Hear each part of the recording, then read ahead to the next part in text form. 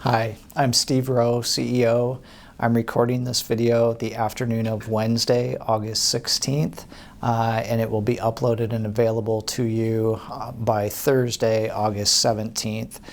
I want to start by thanking all of you for the feedback that you provided after I asked for that a couple of weeks ago. As Kim reported last week, we received at least 60 emails or phone calls with your feedback, and at least 2/3 of them encouraged us to continue to record on a weekly basis.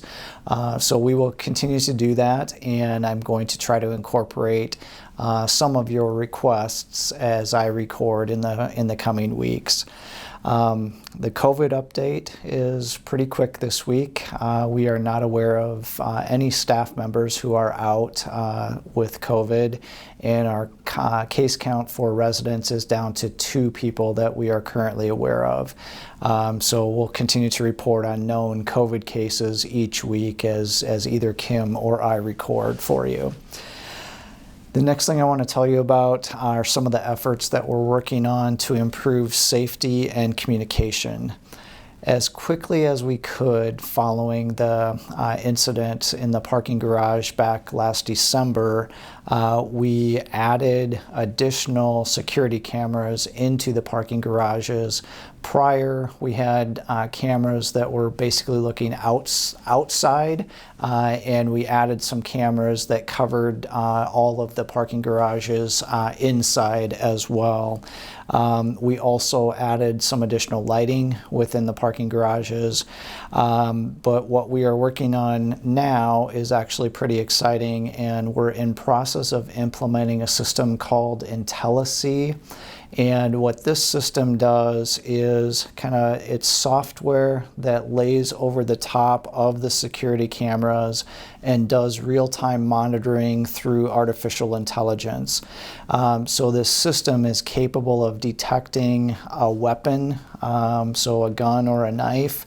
It's capable of detecting somebody who is loitering in a space that it doesn't make sense that somebody's just hanging around for 5 minutes or 10 minutes. And it's also capable of detecting that somebody is on the ground, which occasionally happens. People fall and may need assistance. So we are in process of working with the implementation team from this company to get that system up and running. Travis and Aaron and I have been working with them for the past several weeks now, and I would say that we're probably within about a month of full implementation of that system. So that will be a really good improvement for us. Some of our residents have thought for a long time that we should have a night security position, and that's something that I've always resisted. The resistance hasn't come from I think we're absolutely as safe as we could be, but it's come from the idea that having somebody, when we've got one person that's a night security position, having that person be in the right place at the right time to actually stop an incident from occurring is practically never going to happen, because the chances of them being where they need to be at the right time are very, very small when we have campuses as large as we have.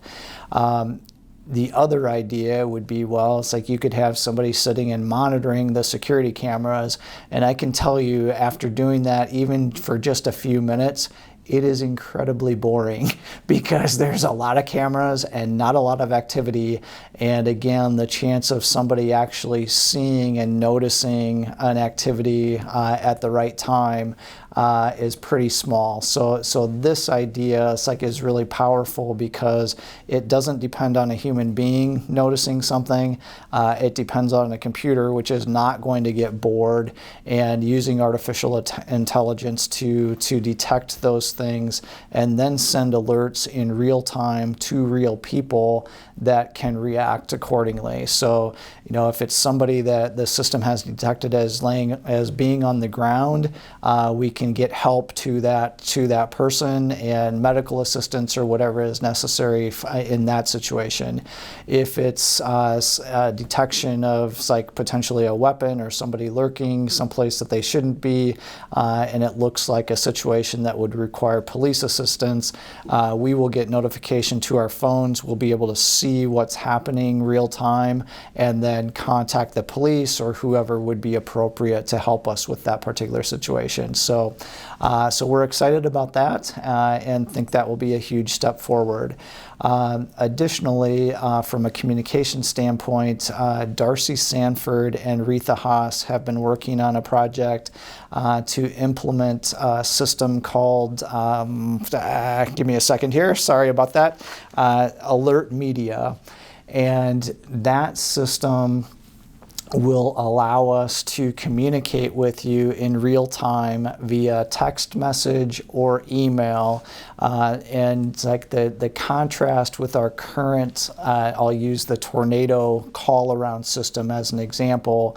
That system, our limitation is our phone system, and our phone system is only capable of handling so many calls all at once before it bogs down completely and no calls get through. With this one, we would be using technology to push a message out via text message or email to you, and that is pretty much unlimited for how many messages can go out instantaneously.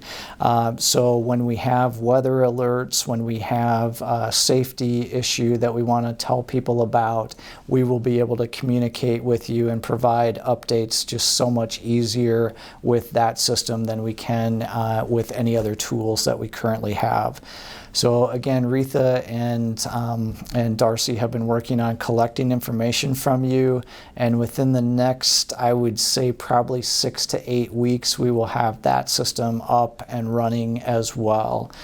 So between those two systems, IntelliSea and Alert Media, we're actually making very, very significant steps forward in terms of safety and communication. Finally, for those of you who are wondering about our latest dog adventures, April and I are planning in November to take the dogs with us when we go to Orlando. We're going to be away from home for 10 days, and neither of us were excited about leaving the dogs behind for that long with a dog sitter or kenneling them. So we're actually going to be driving to Orlando with the dogs. We wanted to do a trial road trip. So this past Saturday, we drove to Madison, Wisconsin and stayed in a hotel overnight with the two dogs and just kind of tried to figure out how this was going to go and is it going to work. We learned that they travel in the car really well and that we need to use the side doors of a hotel to get Lucy in and out without her freaking out. She gets really nervous going in the sliding doors of a hotel from the front door, but if you take the side door and just a regular door, and it's like we were staying on level 3, but she went up the stairs fine. Everything was good, and on the way home, we drove all the way from Madison to Iowa City with no stops, and the dogs didn't even make a peep. Kim's going to share with you a picture of Lucy and Linus enjoying the ride to Madison. We had a great weekend with the dogs and are looking forward to being away in November and taking them with us. That's all I have for you today. Hope you're all doing okay, and I will be back with you again in a couple of weeks. Take care.